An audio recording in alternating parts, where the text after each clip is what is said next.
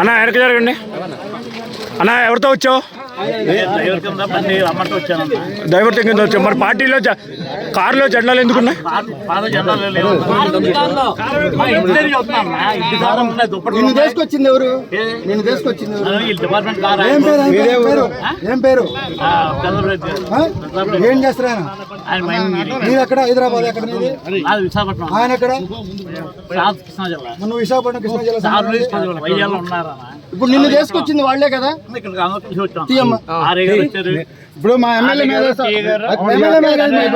MLA గారి మీద దూకారండి.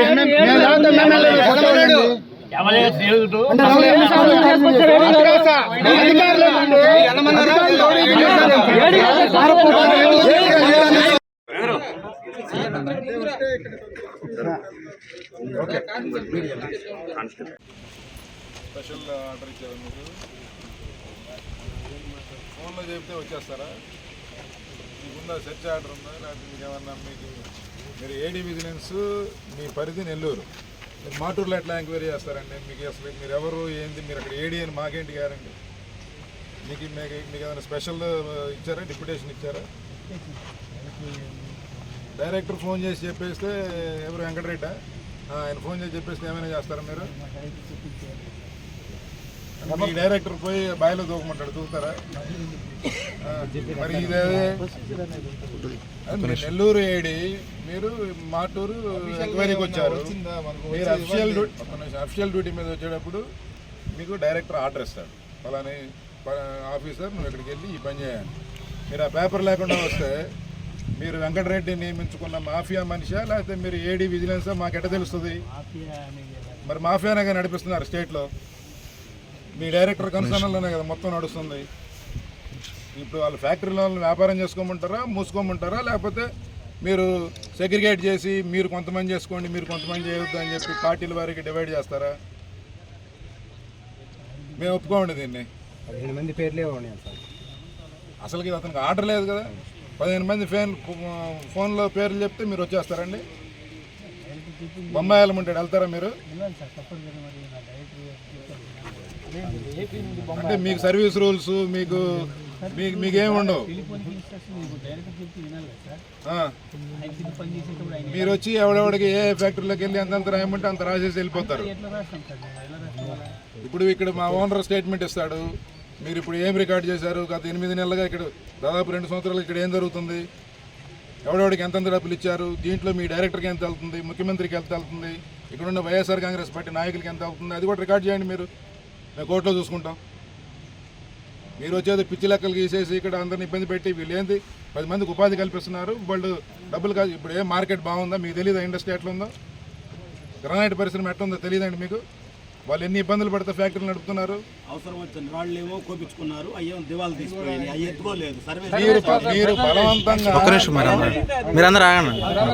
మీరు బలవంతంగా వాళ్ళందరినీ ఇబ్బంది పెట్టి జగన్మోహన్ రెడ్డి గారి బొమ్మల్ని చెక్కించి కొన్ని లక్షల రాళ్ళు తీసుకెళ్లారు. డబ్బులు ఇవ్వలేదు, వాటికి సమాధానం చెప్పట్లేదు, పోయించారు. వాటి గురించి మాట్లాడరు. ఇప్పుడు ఇక్కడ వాళ్ళు ఏదో చేసుకున్న చిన్న వ్యాపారస్తుల మీద మీ దౌర్జన్యం, మళ్ళీ దీంట్లో పొలిటికల్ ఇది. మేము మిమ్మల్ని అడ్డుకోవట్లేదండి. మేము ఇక్కడ న్యాయబద్ధంగా మీరు చేసేది తప్పు, మీకు రిటర్న్ ఇన్స్ట్రక్షన్స్ లేవు, మీకు ఓరల్ ఇన్స్ట్రక్షన్స్తో మీరు చాలా గొప్పగా చెబుతామన్నారు. అది ఎక్కడ ఉండదు. అది మీ డైరెక్టర్ ఏ చేస్తే చేస్తామంటే కుదరదు. అది మీరు ఏదైనా ఉన్నా న్యాయబద్ధంగా చేయండి. వాళ్ళు ఇచ్చిన ప్రతి స్టేట్మెంట్ రికార్డ్ చేయండి. అక్కడ ఎంప్లాయీ దగ్గర నుంచి ఎవడెవడికి ఎన్ని డబ్బులు ఇప్పుడు డిఫరెన్స్ వచ్చిందనుకోండి, ఆ డిఫరెన్స్ ఎక్కడికి వెళ్ళింది అనేది కూడా చెప్తారు, రాసుకోండి. అది కూడా మీరు అది కూడా రికార్డ్ చేయండి. బండికి ఎంత తీసుకున్నాడు, ఎవడు తీసుకున్నాడు, ఒక్కొక్క బండికి ఎట్లా వసూలు చేస్తున్నారు అడ్డగోలుగా, వీళ్ళని ముక్కు పిండి, వీళ్ళని బెదిరించి, వీళ్ళని బ్లాక్మెయిల్ చేసి, వీళ్ళని ఏడీ విజిలెన్స్ని అడ్డం పెట్టి, విజిలెన్స్ డిపార్ట్మెంట్ని అడ్డం పెట్టి వాళ్ళతో తప్పులు చేయించారు. ఈరోజు వాళ్ళేమి కష్టపడి ఫ్యాక్టరీ పెట్టుకున్నాడు, ఎందుకు వైలేట్ చేస్తాడు? కేవలం పోలీసుని విజిలెన్స్ని అడ్డం పెట్టి వాళ్ళ దగ్గర నుంచి వాళ్ళతో తప్పులు చేయించి ఇప్పుడు మళ్ళీ ఆ తప్పుల్ని ఎత్తి చూపుతూ మళ్ళీ వాళ్ళనే మీరు పెనాల్టీ పెడతామంటున్నారు. ప్రతి ఫ్యాక్టరీ ఓనరు వాడు పార్టీలకు అతీతంగా చెప్తాడు, ఇది మైనింగ్ డైరెక్టర్ కన్సర్న్లో మొత్తం మాఫియా నడిపించారు రాష్ట్రం అంతా. మాటూరులో కూడా అదే పరిస్థితి. ఇక్కడ ఉండే వైఎస్ఆర్ కాంగ్రెస్ పార్టీ నాయకులు బండ్లకి ఎంత అని చెప్పి వసూలు చేసుకున్నారు. వాటి మీద యాక్షన్ లేదు, మీరు వాటి మీద చర్యలు లేదు. అదేమంటే నలుగురు పోలీసులని, సిఐని, డిఎస్పీని వాళ్ళకి నెల నెల మామూలు ఇస్తా, వాళ్ళని మళ్ళీ పోషిస్తా, వాళ్ళని వీళ్ళ మీదకి రౌడీల్లాగా వదులుతున్నారు. 50 మందిని పెట్టారండి ఇక్కడ. 50 మంది పెట్టి ఆ పందిలపల్లి నుంచి తీసుకొచ్చి 50 మంది సూపర్వైజర్లను పెట్టి వాళ్ళతో మొత్తం కాపలా మాటూరు చుట్టూ.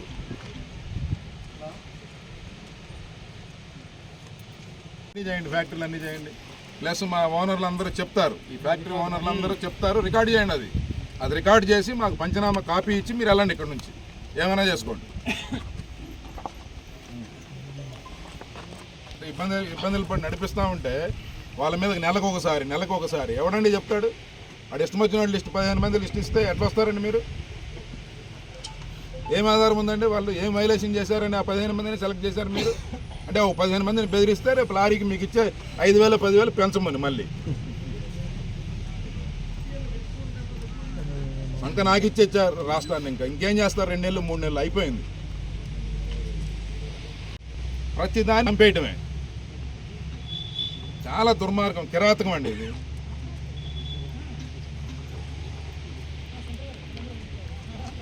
బాధ్యత లేదండి. ఒక్కొక్క ఇండస్ట్రీలో ఎంతమంది ఉన్నారండి? 40-50 మందికి ఉపాధి కల్పిస్తుంది. చిన్న ఇండస్ట్రీ పెట్టుకున్నా కూడా కనీసం 100 మంది బతుకుతారు ఇండైరెక్ట్గా.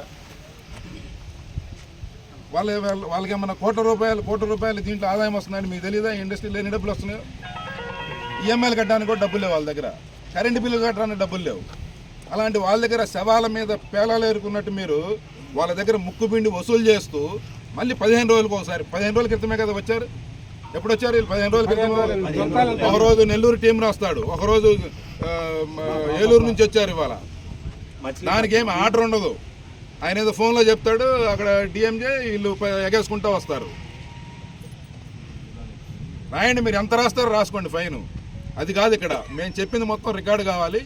దీని మీద ఖచ్చితంగా మేము ఎంత దూరమైనా వెళ్తాం, దాంట్లో సమస్య లేదు, వెనక్కి తగ్గేది కూడా లేదు. వాళ్ళ తరఫున ఏదైనా ఉంటే నేను కూడా రిస్క్ తీసుకుంటాను.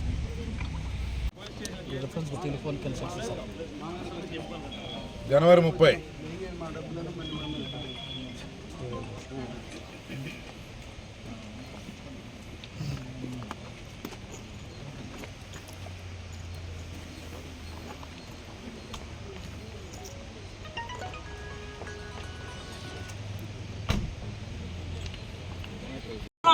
ఈరోజు 5 సంవత్సరాలుగా ఈ రాష్ట్రంలో ఒక అరాచకపు పరిపాలన ఏ విధంగా జరుగుతుందో కళ్ళకి కట్టినట్టు మన మార్టూరులో కనపడింది. Andhra Pradesh state director mines and geology Venkatarama Reddy గారు, అదేగా డి వెంకటరెడ్డి గారు 5 సంవత్సరాలుగా ఈ రాష్ట్రంలో ఒక ప్రైవేట్ మాఫియాను నడుపుతా, ప్రభుత్వాలకి ప్యారలల్ గా ఒక వ్యవస్థను నడిపి వ్యాపారులందరినీ కూడా టార్చర్ చేసి కోట్ల రూపాయలు కొల్లగొట్టారు.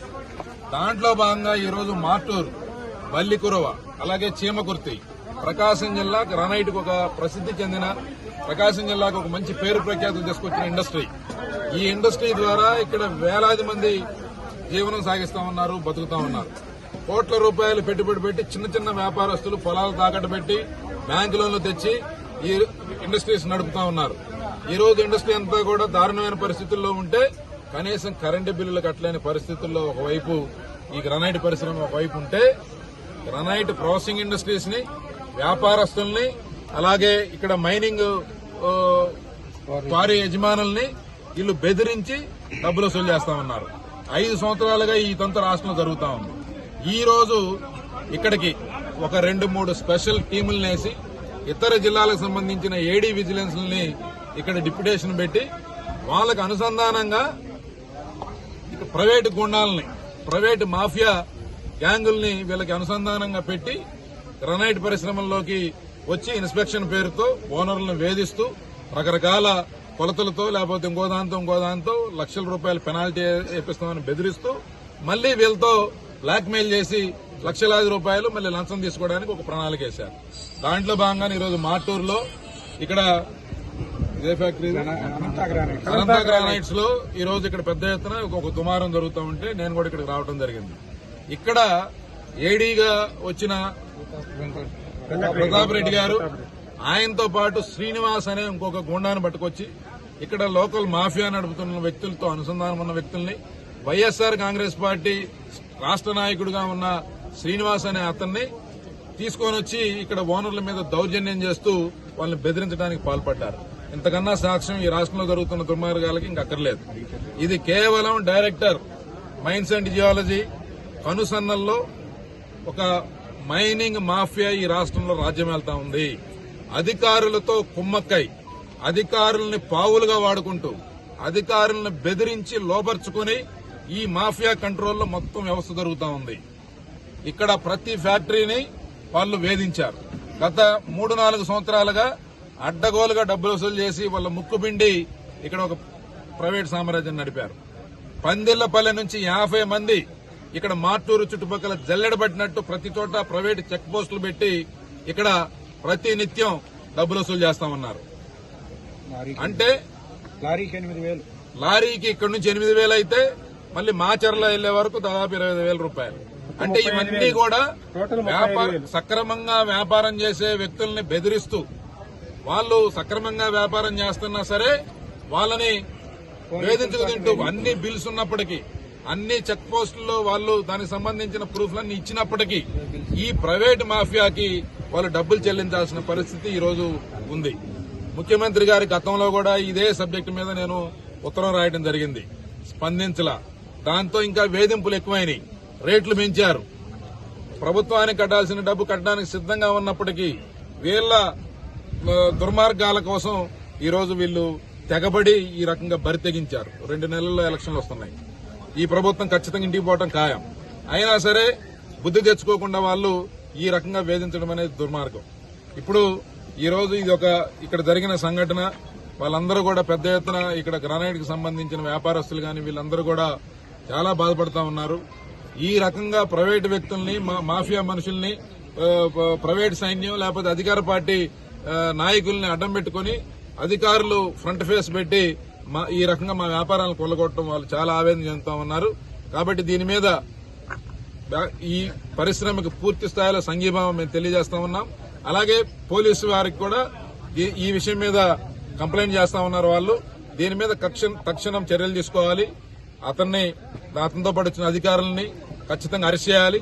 దీని వెనక సూత్రధారిగా, పాత్రధారిగా ఉన్న డిఎంజే వెంకటరెడ్డి మీద ఖచ్చితంగా కేసు నమోదు చేయాలి. ఒకవేళ చేయకపోతే కనుక దాని మీద ఖచ్చితంగా ఎమ్మడబడి న్యాయస్థానం పోరాటం చేసినా సరే ఈ డిఎంజీ 5 సంవత్సరాలుగా చేసిన దర్యాప్తు మొత్తం అవకతవకల మీద దర్యాప్తు జరగాలి. దీని మీద పెద్ద ఎత్తున విచారణ చేపట్టాలని చెప్పి మేము డిమాండ్ చేస్తా ఉన్నాం. ఒక 4 రౌడీలను వేసుకొని ఒక ఏడీ స్థాయి అధికారి, ఒక జిల్లాలో విజిలెన్స్ యాక్టివిటీ అంతా మానిటర్ చేసే ఒక అధికారి ఒక 4 రౌడీలు గుండాలను వేసుకొని ఒక నంబర్ ప్లేట్ లేని కారులో దానికి ఒక స్టిక్కర్ అంటించేసి, అంటే వీళ్ళు వాడే కార్లు కానీ దాంట్లో మళ్ళీ వైఎస్ఆర్ కాంగ్రెస్ పార్టీ జెండాలు, వీళ్ళకి ఈ అధికారులకి ఎటువంటి సంబంధం లేదు. పూర్తిగా మళ్ళీ మొత్తం కూడా నల్లద్దాలు పెట్టుకొని మళ్ళీ వీళ్ళ వెనక ఫేజుడు వారీగా, దఫాల వారీగా మనుషుల్ని తెప్పించుకొని వీళ్ళు వ్యాపారస్తుల్ని ఫస్ట్ బెదిరించడం, తర్వాత భయపెట్టడం, వాళ్ళకి లక్షలాది రూపాయల పెనాల్టీ రాస్తారని చెప్పి వాళ్ళని బెదిరించి వాళ్ళ దగ్గర నుంచి లంచాలు తీసుకోవడం, వినకపోతే ఈ ప్రైవేట్ మాఫియాతో వాళ్ళని రకరకాలుగా వేధించడం, ఇదంతా కూడా చాలా దుర్మార్గం. ఒక అరాచక పరిపాలన రాజ్యం వెళ్తా ఉందనే దానికి ఇంతకంటే ఎగ్జాంపుల్ అక్కర్లేదు. దీని వెనక ఉన్న ప్రతి ఒక్కరి మీద యాక్షన్ తీసుకోవాలి. తీసుకునే వరకు మా పోరాటం కొనసాగుతుందని చెప్పి తెలియజేస్తాం.